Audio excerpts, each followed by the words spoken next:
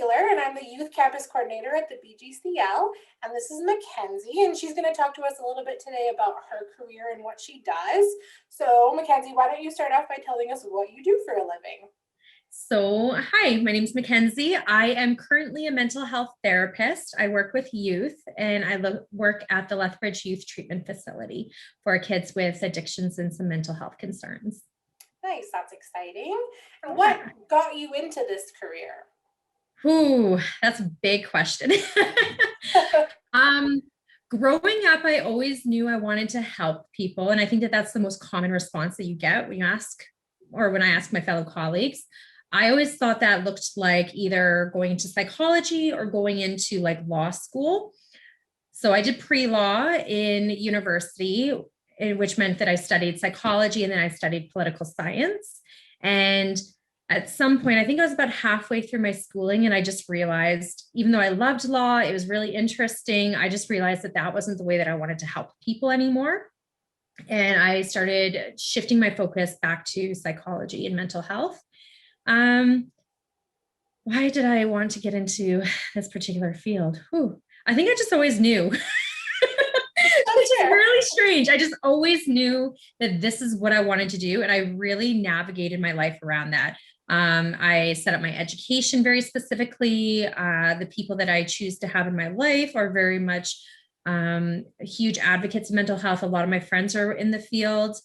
I just wanted to do something that I was passionate about and that would still pay the bills. It's always a good help. Yeah. So what does like the day-to-day for you kind of look like in your job? So in this specific job, I've had a lot of jobs in the field, but in this specific one, we do a lot of work residentially. So the kids live in the facility. And we work with them day to day. So that's from the time when they wake up, they shower, they get ready, they go to school. Sometimes I help support in school. Sometimes it looks like, just side by side chatting, seeing where they're at, just building that relationship piece. And then I hold a different responsibility there as well. So I'm what's called a key counselor. So I work with specific kids and I do therapy sessions with them. And then I also do case management. So that's working with other professionals within the facility, outside of the facility, the youth's family, things of that nature. Just making sure that everything's going smoothly and that their treatment is as effective and successful as it can be. And how old are the youth that you work with? Our facility does 12 to 18 years old. Okay. Yeah. Nice. So you mentioned a little bit about your schooling, but what kind of specific training or education did you have to have for your job? So a mental health therapist, don't quote me, but usually it's a master's level of education. I specifically have my master's in social work with a specialization of clinical social work. And then I'm also a registered social worker. So that means that I've gone through my schooling, I've completed a certain number of hours, I've done internships in specific fields, and that's given me the credentials to be able to go forward and actually do therapy with people. Nice. Yeah. What kind of advice would you give to somebody who's looking to get a job in this field?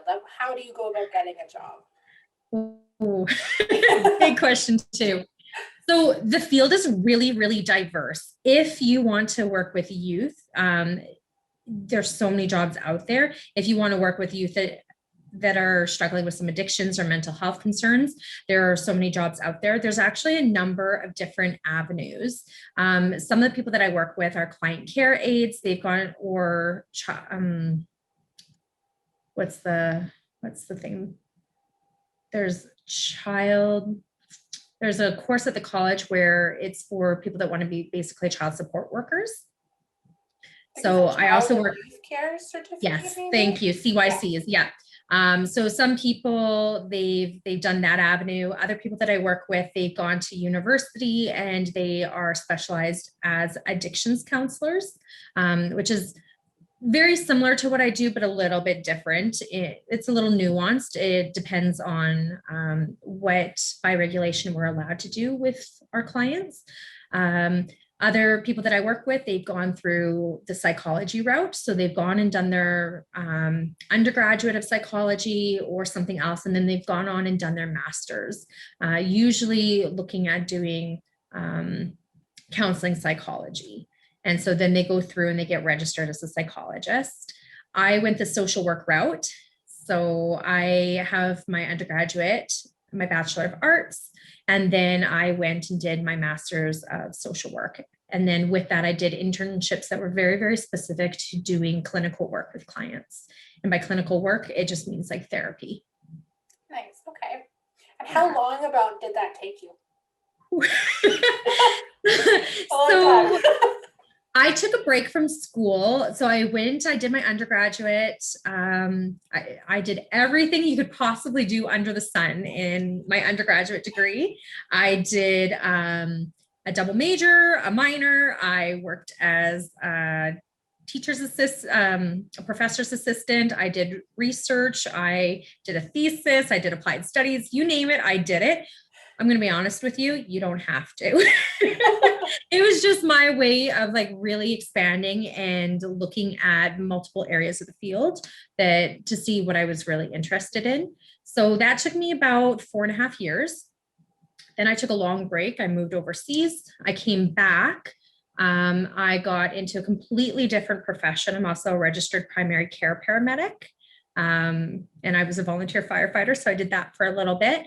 And then I got a job in the community within the field. So I've worked at the YWCA as a domestic violence outreach counselor. I've worked at Victim Services as a program assistant and a couple of other places. Once again, just building in that experience so that when I finally decided to go back and get my master's degree, I had experience to go along with it.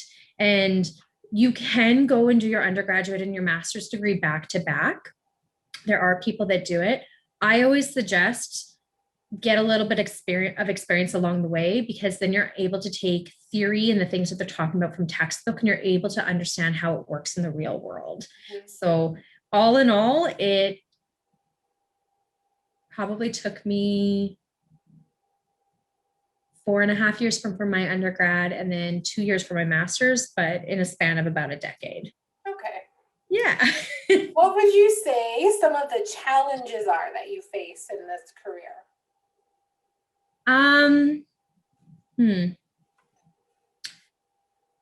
Burnout. Burnout's the number one. A lot of people, they have huge hearts and a lot of passion, and we don't have off switches. Yeah. So what happens is we kind of get in helper role all the time. You have to work really, really hard at creating healthy boundaries for yourself and others. Otherwise, you have people always coming to you for advice. And also because you always feel this need to continue working, even when work is done for the day. So boundaries with other people, boundaries with yourself and work, and a really balanced life. I'll admit I'm one of those people where I don't have an off switch, and it took me a really long time to have that balanced life. But the truth is, if you don't, you will burn out. You'll burn out quickly, because it doesn't matter how big your heart is. You cannot sustain that level of giving. So social work, the field has a really popular saying, it's you can't pour from an empty cup.